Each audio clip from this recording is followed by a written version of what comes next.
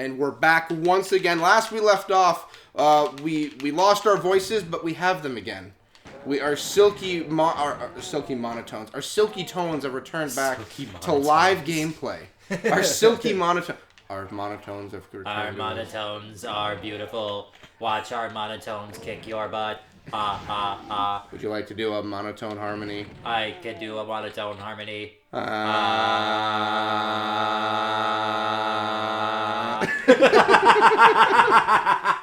The harmony of the monotone, the tones of harmony. Oh man, that was awesome. Could you imagine? Like the cone heads are technically monotone, right? I think so, if I remember. Right. Well, they have high pitch, but they stay with one pitch the whole time, I believe. We are cone heads. Yeah. I've always wanted. So, if you've ever watched any videos I've done with Sean before in the past. Yeah. By the way, we're playing Doom. We're back. Yeah. What's up, world? We're gonna see. If I already said that, but remember how to do this. So whenever I would be doing videos with Sean is very horrible, as you've probably noticed, with improv. Yep. He's not good at it. He's not good at it at all. No, he hates improv because he doesn't like things random. He hates it. It's not that fucking hard. So I always try to, when we, run out of things to talk about or we're running short on time, and I just want to, fill it with something, I'll try and do improv with him. Yep. So I'll be like, okay, Sean, let's play a game. And he'll always just start randomly going off to other conversations. And the games are just, improv games. Mm-hmm. Games where you just, boom, you just start rattling them off left and right. Yep. The only time I've ever gotten him to do improv with me is something that he really likes to do. Irish drinking songs. So I love those too. He'll actually sit down and actually come up with some, but he still doesn't know how to do it right because he doesn't know how to improv. So I'm like, fucking this thing, and I'm like, well, Sean, now my improv is I have to make that rhyme. So yes, and he just doesn't get it, and I love him to death. But he sucks at it. He tries. Sometimes he doesn't even try. He just says, no, we're not doing that. So, the reason I bring that up with you, would you like to try doing improv? I can do improv. I'm very good at improv. I love improv. I had to improv. Do you remember, I don't think you ever got to watch it, but we did a play way back in the day. It was me, my sister, Hannah. I won't say her last name, but her name was Hannah. And then it was my buddy Sean and my buddy Cameron. Yeah. And we had a bunch of people in this play that was the Ichabod, Ichabod Crane? Ichabod Crane. Was that the Headless Horseman? Yeah, Headless Horseman. The Headless Horseman, yeah, the Headless Horseman. It was done at the school in Akeley. Okay, I'm feeling you so far. I'm feeling this. Who did you play? I played Ichabod. Oh, so you got your head cut off at the end. Well, no, my sister got to throw a pumpkin at my head. Okay, so you didn't lose the head. No, I didn't lose the head. But it got to a point where one of the people, I don't know if she just something blanked in her brain or what happened, but she froze and didn't really say the right line. So I improv'd her line and got us back on track. And at the end of it, they're like, dude, that was awesome. Way to go. So yeah, it was really fun. So, I had something like that also happen. I was also in plays when I was younger. Mm-hmm. And when I was in plays, I think is it just A? Or I forget. There was a time where we were stuck here, I remember. Are we? There we go. I was going to say, I remember there was one point we did this and we got stuck. Yep. I also did plays.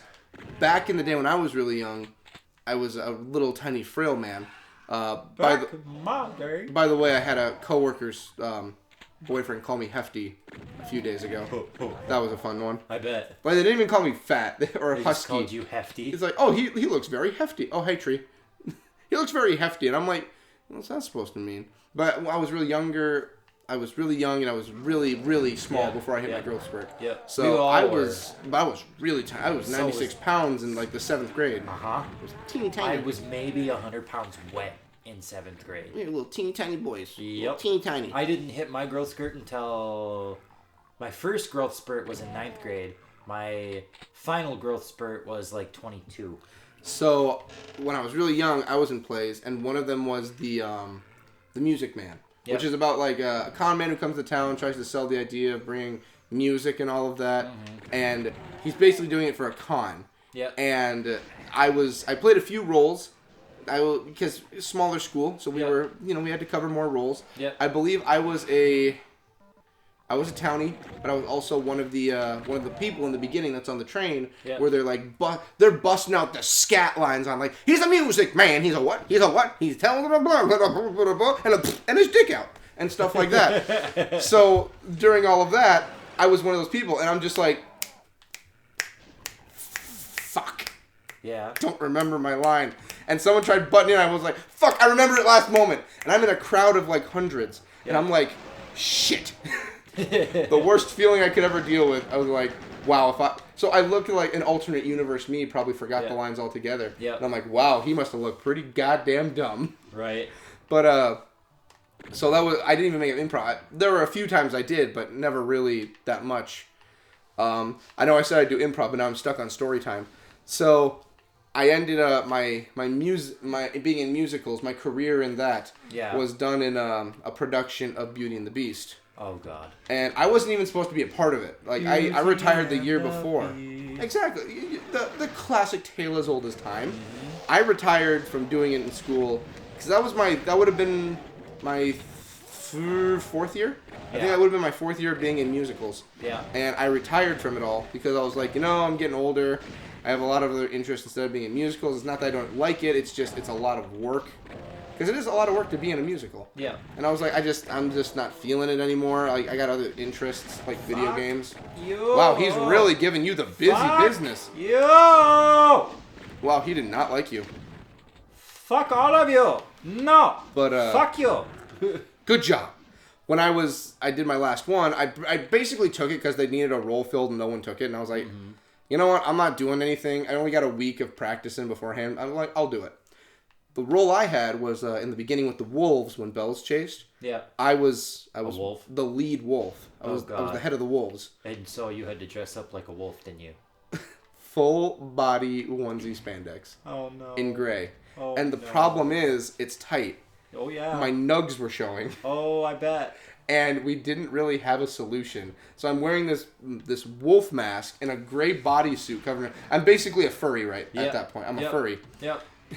And I'm sitting there, the only time in my life I ever went furry mode. Yeah. And I go in there, and I'm like doing the swipes and everything to get, like, I feel like I've seen that one.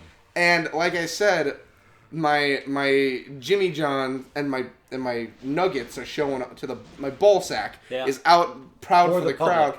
I have never in my life been like, I think this is the only time I will ever have my nuts to show to the public, and this is going to be okay. Later on the second night, they're just like, maybe we'll get some spandex under the bodysuit. I'm like, I think that might be a good idea. But, that was the closest I ever had to exposing myself. And the whole time, I had a week worth of practice beforehand. Yeah. Like, just be a wolf. I'm like, okay. So I guess technically I had 4 years worth of experience, and I was like, wow, I don't really ever want to do it again. Right. My retirement was having my nuts out to the crowd, and I was pretty proud of myself. So it's a good thing to be proud of.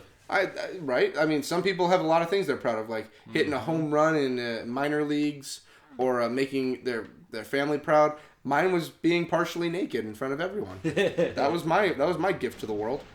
But anyway, let's. I know you're concentrating a little bit, but we can try some easy improv.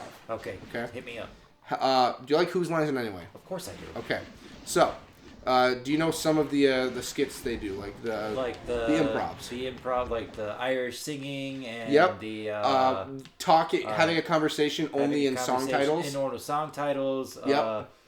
What to call your mother but not your dog, or what to call your dog but not your mother, or what to call your girlfriend but not your dog, or vice versa. The classics. The Drew Carey special, they call it. The fun stuff. So, okay, one of my favorites is doing the song titles. Yep. Because it's just this is like decades after the show, so there's a smorgasbord, a lot of options that you can do now. Fuck ton of song titles. So, I thought we would try it and see how we do. It's up to you. Okay. Do you want to start or me? You're going to have to start, and then I can continue. Okay. Random top of your head. Random setting. Go. Random setting? Yes. Nightmare on Elm Street. Nightmare on Elm Street. Okay. Shit, I'm already doing bad at this game. Fuck it, I'm Jack Stanton. Who let the dogs out?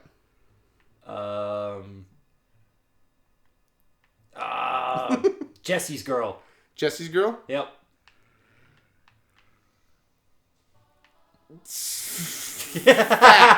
Fact. Shit.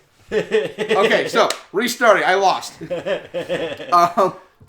I didn't think you'd have an answer, so I had a backup plan. It was gonna be wasn't me. Was me. Wasn't me. I had an answer. You start this time. Just woke up. Just woke up from bed. Jizz in my pants. I just had sex. You see, it's a lot easier when I plan this out, but then improv. Uh-huh. I just had sex. And it felt so good. Felt so good. Oh, can we use no, we can use any song, right? Yeah, any song. Orgy for one. Orgy for one. Orgy for one.